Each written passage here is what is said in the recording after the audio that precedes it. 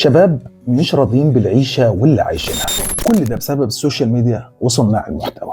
خلينا نقول من البداية إن السوشيال ميديا بتمثل هاجس كبير وبتاخد حيز ضخم من وقت الشباب وغير الشباب حتى الأطفال. سنة 2018 اتعمل بحث أجراه مركز بايو للأبحاث بأمريكا على مجموعة من 750 شاب ما بين سن 13 و 17.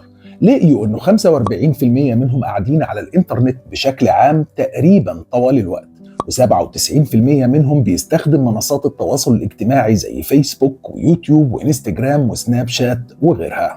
وده اللي ممكن يشكل خطر على تفكير الشباب اللي من صغره بيتلقى ثقافة وأفكار بعيداً عن الرقابة الأخلاقية والقيمية والمعايير، وبعيداً كمان عن مصادر الثقافات الرصينة زي الكتب والصحف والدوريات العلمية. فسهل جداً تلاقي شباب تافه بيتابعهم الملايين، ومش بس كده، أفكارهم وسلوكياتهم ليها رواج كبير جدا، على عكس مواقع المثقفين والكتاب وأصحاب الفكر اللي في أحسن الأحوال ممكن تلاقي ليهم نخبة من المتابعين لا تتجاوز الكم ألف متابع على أحسن تقدير. وبكده ممكن تكون مواقع التواصل الاجتماعي ليها تأثير سلبي جدا على الشباب من خلال تشتيت انتباههم ولخبطة نومهم وتعرضهم للتنمر أو حتى ممارسة التنمر ذات نفسه على بعضهم. تقبل الشائعات وتبني وجهات نظر غير واقعية أو غير دقيقة، كل ده أصبح وارد خاصة بعد ما انتشر الذكاء الاصطناعي اللي ما عادش يخلي الواحد يفرق ما بين الحقيقة والخيال. الاكتئاب، العصبية، العنف، التمرد الأسري والمجتمعي والإحباط خلى شباب كتير مش قادرة تتقبل واقعها ومستواها الاجتماعي أو المادي، أو حتى تتقبل أهاليها بالمناسبة، عشان مش قادرين يحققوا طموحاتهم في حياة بذخ وطرف بيشوفوها في حياة اليوتيوبر فلان أو التيك توكر علان. وساعات ممكن يتملك الشباب الإحباط أكتر لدرجة ممكن تكون سبب في الانتحار زي ما بنسمع ونشوف من فترة للتانية. اختراق الخصوصية حدث ولا حرج، الكل عاوز غاية الشهرة وكسب المال بأي وسيلة، عشان كده هنلاقي كتير من الشباب بتنشر صور وقصص شخصية جدا وأحيانا مواقف حميمية، خاصة ما بين البنات اللي بيعرضهم للابتزاز الإلكتروني، لأن أغلب الشباب أصلا مش بيكون حاطط في باله أي عواقب أو مخاوف من اختراق خصوصية نفسه.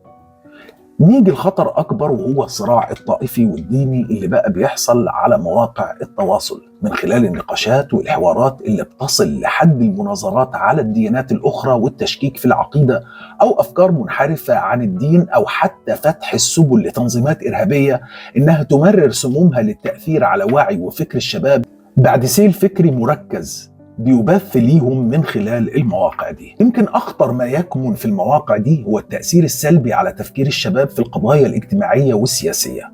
ففي بعض جهات بتتعمد تسميم أفكار الشباب العربي من خلال إطلاق مواقع بتهدم الفكر وتبث الرذيلة والأفكار الشاذة في المجتمع، وبتحفز الشباب على التمرد على قيم المجتمع أخلاقيا واجتماعيا وسياسيا، وكل ده تحت مظلة أجندة مدروسة كويس قوي.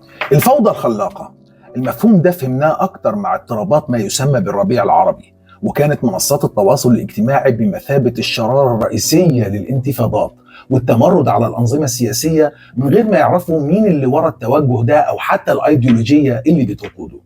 أخيراً، كل اللي أنا عايز أقوله إن الواقع في ظل العصر الرقمي اللي بنعيشه، اللي أصبح محرك للإعلام التقليدي سواء مرئي أو مسموع أو مقروء، إعلام بدل ما يصنع الترند هو اللي بيجري وراه. فمش غريب إننا نلاقي بيج ياسمين وانتش واجري والشارع اللي وراه واللي بعد مصنع الكراسي. في المقابل لازم نعترف بأن مواقع التواصل الاجتماعي أصبحت من الحتميات في العالم العربي لانتشارها المتزايد والإقبال الشديد عليها من الشباب، وما ننكرش إنها خلقت بيئة أكثر ثراء في المحتوى المعلوماتي والثقافي إذا كانت في موضعها الصحيح. لكن في النهاية السوشيال ميديا زيها زي أي اختراع جديد، له ما له وعليه ما عليه. بس العمل على نشر الوعي للحد من السلبيات والاستخدام الأمثل لمواقع التواصل الاجتماعي هو التحدي الأكبر اللي بتواجهه المجتمعات العربية في المستقبل القريب. خلي بالكم من أولادكم وفهموهم إن الواقع وتلمس كل ما يثري العقل ويثقل الخبرة هو الوسيلة الأمثل لمواجهة الحياة، مش الأحلام اللي بنشوفها في ماركة تليفون أو عربية أو فيلا متبروزة في بورتريهات صناع التفاهة. والسلام عليكم ورحمة الله وبركاته.